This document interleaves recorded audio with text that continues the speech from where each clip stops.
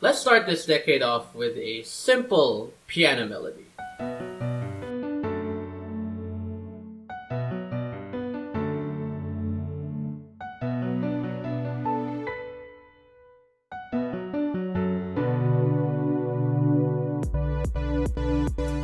Angel Beats was an anime which really kicked off the aesthetic of the 2010s. This anime resulted in a lot of firsts, which all happened in that decade. The first time Lisa made her name in the anime world, the first collaborative work by Key Studios and PA Works, which resulted in 2 more anime series, and when I said Angel Beats kicked off the 2010s anime aesthetic, they were not alone. For the action fans, it was the best anime that really started the whole street style in anime. Durarara's anime adaptation was based on a novel series by Narita Ryoko and was created by Brainspace, who previously did a different novel series by Narita Bakano. The way everyone's connected in Durarara is reminiscent of Bakano, but the story has us shaking and quaking at the unkempt intensity of the action, which mostly springs out of nowhere, just like a normal day until the treacherous sunset. On the first episode of Little Sister Adventures, we have Orihimo, a show about this guy and his tsundere little sister, created by the guy who later on made the second arc of Little Sister Adventures, Aramaka Sensei. I swear to God, this guy lives in Alabama or something. Wow, now this is absolutely adorable. Cute girls playing music? Sign me up! Seriously though, looking back, K-On aged quite well, because the coming-of-age story for the Hokaku Tea Time girls did not stray away from the actual coming-of-age stories of real-life people, you feel me? You got the quirky bits, the daily life bits, the funny bits, and the sad bits, which made this anime another successful slice-of-life story for Kyoto Animation. Moi moi blob cutie cute powers! What the hell did I just say? Time travel? Kinda overdone. How about time travel with D-males as a concept? Kinda weird, but sure. This anime was a blast. There's a reason why this anime was a masterpiece. Steins Gate flows through a rather complex story which necessitated layers upon layers of build-ups. The show manages to gloss over the simple concepts and did the best thing that science fiction anime could ever do.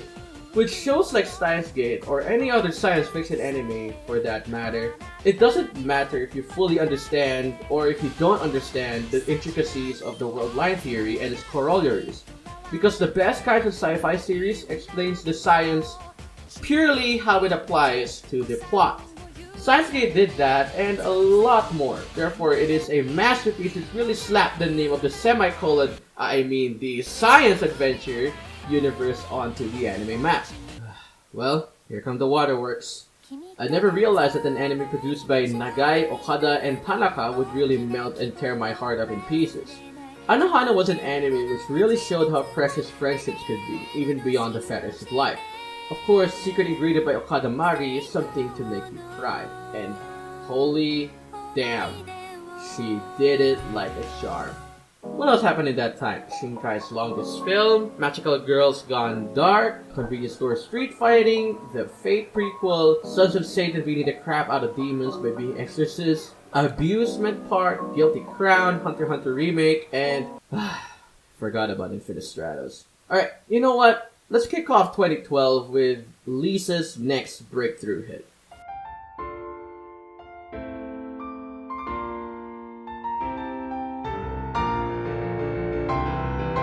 Love it or hate it, Sword Art Online impacted the light novel world as it gave anime producers a room full of fresh new series from the independent light novel industry, as if they're not desperate enough for a new series. Stuff from Hosesuka ni Naro were eventually adapted later on into anime series. And this is all thanks to the impact that SAO brought into the anime world. Well, of course, I couldn't leave the decade without this. The most well-known adaptation of the JoJo's Bizarre Adventure series has arrived. I'm really glad it took them a long time for a proper television adaptation for JoJo to come out, considering that the manga series was from a late 80s era of Jump. But David Production pulled through with this, and it really stood out. Another tearjerker drama from the guy who brought you Tokyo Kakeru Shoujo.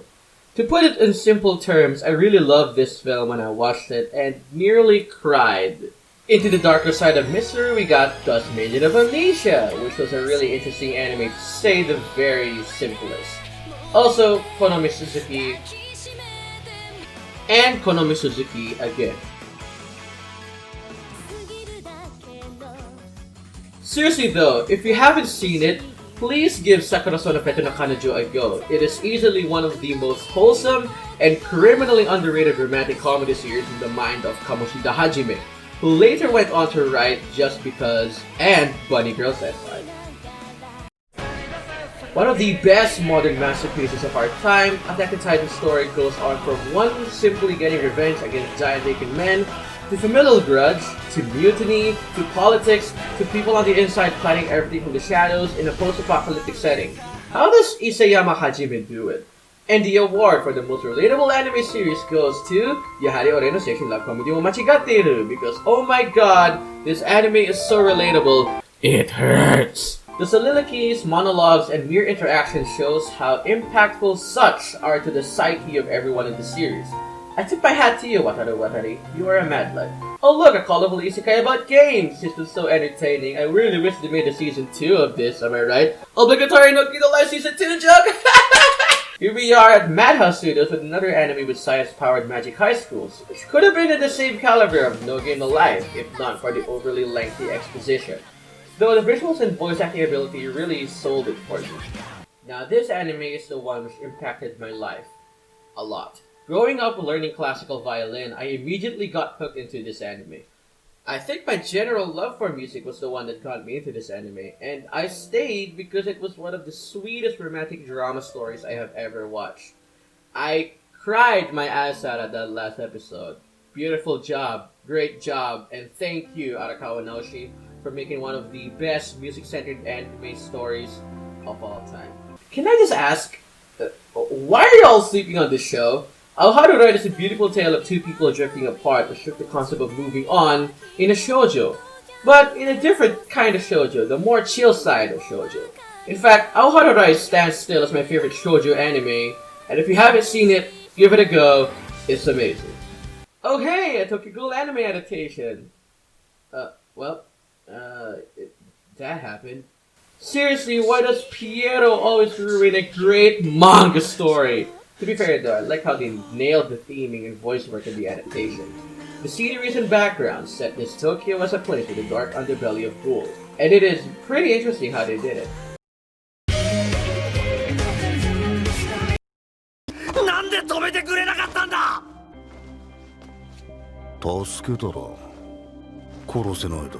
Wow, Tachikawa Yuzuru, you nailed this very depressing anime original. I'm pleasantly surprised at how unpleasant it is.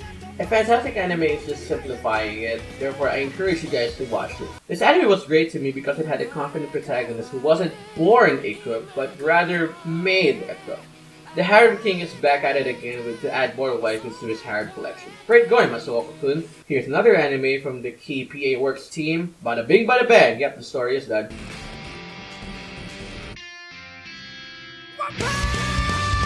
Ah, yes, yes! One Punch Man! The amazing anime adaptation because of its inherent sarcasm and nature of parodying overpowered anime characters. By the way, this was created by the same artist who later on did Mob Psycho 100, which is also beloved for its inherent sarcastic and meta humor. Konosuba, also known as the anime that became a great isekai because it makes fun of isekai. I can't really pinpoint where the massive boom of isekai happened, but this is one of those pioneers of that isekai boom. Coming from Shosetsu Kaninaro, I was surprised at how ridiculous and outrageously hilarious this anime was. And if you haven't seen it, go watch it, it's fantastic. Another one coming from the Shosetsu vault is Re:Zero, also known as Subaru Natsuki Has the Worst Time Ever, the anime, which was awesome in the story building and theming. Pretty gruesome, pretty dark, but it was all worth it. I feel bad for this guy though, please give him a hug. Also, who is this blue-haired girl? Here comes the lead of modern shonen series, Boku no Hero Academia. New era Shonen Jump, and this is the lead. I could definitely say the new era of Jump is starting off strong. This series is pretty good with its main arc of Deku's coming of age being highlighted enough to mark him as a main character, but not too high to allow other characters' backstory to shine. Now if you ask me what anime project could represent 2016, well, there are two. The critical pinnacle of Shinkai films, Kimi no Na was a perfect romance depicting a long-distance relationship about the usual city boy and rural girl. It reflects on the character from another character, which was the most ambitious theme a Shinkai film has ever casted. Breaking all sorts of records, Kimi no Na was at one film and looked back as the pinnacle of 2016 Japanese anime. And of course, there's Koi no Katachi. Based on a manga series, Koi no Katachi was an anime film which delved a lot into the importance of the sounds of life in one's life. With the concept of one who ignores the world and one who can't hear the world, there is a certain striking dynamic theme to the story that only Kyoto Animation could pull off so well. I personally like this over Kimi no Na, but both of these anime films really stood out in anime films, especially in the 2016 series. Next, we got an isekai of someone who wants to kill the god of the new world. Why? A romantic comedy which could have been great if not for the main guest characteristics being all messed up. Blue Exorcist is back, triggers the US original, which was awesome. Miss Kobayashi's Dragon Maid, also known as Best Girl the Anime from the Moe Masters at Kyoto Animation. The dark sides of romance, the chill sides of romance. We're missing something here. Ah, there you go, the second pioneer of Shonen Jump's new era. Do not fret, my friends, but this show was pretty decent for a Kyoto-made work. Thank goodness they didn't ruin the show. From a concept which sounds like an ungodly combo of Toarama Jutsu Index and My Hero Academia, the story is fairly decent. From the mind of the man who brought you Gantz comes Inuyashiki, where the grandpa is the main character. That's pretty interesting, by the way. This anime was really great at centralizing its main theme on death, and it really showcases how unhinged and dark a story can this actually could get. Negima's back for a spin-off. The Nogino Life film was released, and the Ordinal Scale film was released, and finally Fireworks, which could have been the greatest anime film of 2017, but nope! Let's start off 2018 with a question. What would you do to protect a loved one from harm and danger? Makia explores that question in the eyes of a mother. From the mind of the tearjerker master Okada Mari comes this beautiful anime film about motherhood. Simple, right? But Makia takes this concept and ups the ante and emotional degree to an 11, because this was easily one of the films which I sobbed on. Next in line, we got Violent Evergarden, a coming-of-age story about the eponymous auto-memory doll who wanted to know what 143 means. And it is very heartwarming, perfect for a studio like Kyoto Animation. My personal favorite Kyoto Animation anime. Oh hey look, a Yuri series. The premise looks interesting. Okay, let's go. I'm ready for this romantic comedy about two girls. Oh god, why? Why? Seriously, Passione? You get me hyped up for this anime adaptation and then pull me back down? Honestly guys, go read the Citrus manga. It is 11,000 times better. On another note, I recommend Blooming to you for the anime-only viewers who love Yuri, because this is one of the most wholesome Yuri series I've ever seen. Simple, calm, and collected. It's like AnoHana, right? But Yuri. Perfect for a romantic drama. And of course, I cannot leave 2018 without this.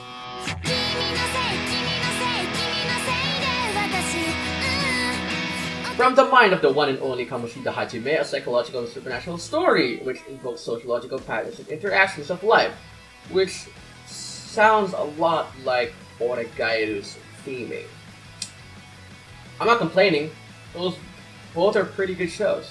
Slime isekai plus spice and wolf theme plus action plus politics plus comedy equals Tensei Shitara Slime Datake. Honestly, this show is better than I anticipated. Definitely a great isekai show. Go watch it. The next one is an edgy as all hell isekai, yet it's still very entertaining. Great show though, but be warned of the crowd that happens to this dark fantasy isekai. Who am I kidding? You should know what you're getting into. It's dark fantasy for a reason. From the brilliant mind who found a way to cross seinen, shonen, and shoujo in a long time coming comes Banana Fish, which is the peak of the criminal underworld. This was very influential in the yaoi genre, as far as I know. And after 20-something years later, it received an anime which was pretty dope. Shinkai has returned and was one-upped himself after Kimi no Na with an escapist fantasy called Weathering with You. The main difference between this and all other films by Shinkai, this one depicts a rather imperfect relationship. Definitely one of Shinkai's aces and my favorite Shinkai film to date. From the studio that finally learned how to count seasons to 2 comes the newest Boogie Pop anime. Told in a non-linear fashion, this anime manages to make you think about where this next event set happens in this massive jigsaw puzzle that is the entire Boogie Pop series. And it is a fantastic ride back to classic horror. Speaking of classics, we have Dororo from the mind of the god of manga, Tezuka Sensei. Great job to the folks at Mappa for bringing a fantastic work of mine from the god of manga. It was a really fantastic ride into the classic dark fantasy spiel made in the 60s. Another isekai, but this time it's one where the hero rises, literally, from the ashes in abandonment and betrayal. A beautiful tale of revenge and success. Shield Hero was an anime which brought a lot of heavy themes in it. It was great. Here we are at the newest dumpster fire, Domestic the Kanojo. Seriously, it was an anime which started off okay, and then it immediately shoved itself down in the dumpster fire. The manga, especially the ending of that manga, was the worst endings I have ever read in a manga in a long time.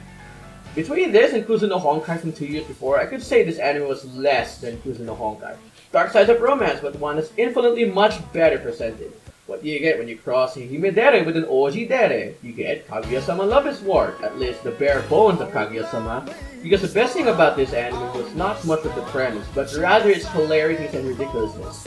I fell in love with this show for how amazingly over-the-top, romantic, and comedic it was.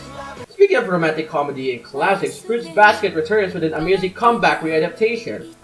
Finally following the manga, thank goodness, where have you been all my life? The third counted series from the new era of Shonen Jump, Kimetsu no Yaiba, has raised itself to be this amazingly styled historical fiction anime about demon slaying, siblinghood, and sweet, sweet nectar of revenge. 3 anime series about people who have piss-poor academic skills. One which was great in both media, one's manga is much better, and one which I have forgotten. So moving on! Ah yes, back to the mind of the classic director Watanabe Shinichiro, set in space of course, thanks Watanabe, with a story about 2 friends trying to make it to the music business. A pretty chill and very interesting take on how they define real friendship through the music they make and the tunes that they play. Let's see here, we have an anime which is all about connecting, with the weirdest design since Masaaki Yuasa, an anime about muscle building, the mom isekai, the overly cautious hero isekai, and the bookworm isekai. But how do we finish off this decade?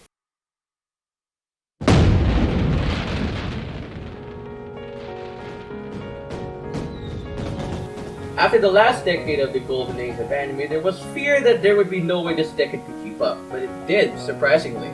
So many anime series have come out, some originals, many adaptations, some comebacks and readaptations, but they all were of a great variety, and it was easy for people to commit to one string of shows thanks to that variety. So I hope you enjoyed this decade run of anime. You know how long it took me, and I don't even know if I'm gonna do this again for the next decade. Leave a like if you like this, and I'll see y'all in the next video. Subscribe for some more anime content along the way. Bye guys.